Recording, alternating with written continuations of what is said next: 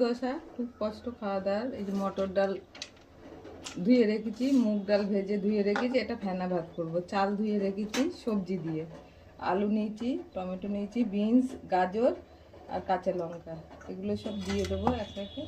আগে মটর ডালগুলো দিয়ে দেবো,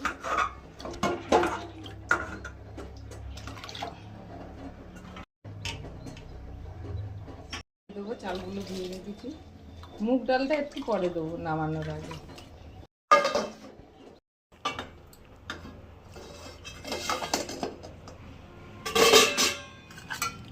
একটু নাড়াচাড়া দিয়ে নিলাম। এবারে মুগ ডালগুলো দিয়ে দেবো। দুটো টমেটো রেখেছিলাম, দিয়ে দিলাম।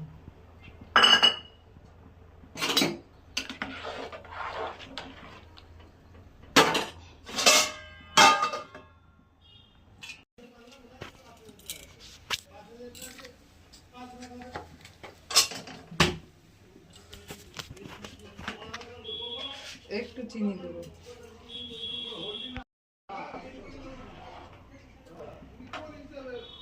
হয়নি, আরো জল শুকাবো, তারপরে ঘি দিয়ে গরম নামিয়ে ঘি ঢেলে ঢেলে খেতে হবে।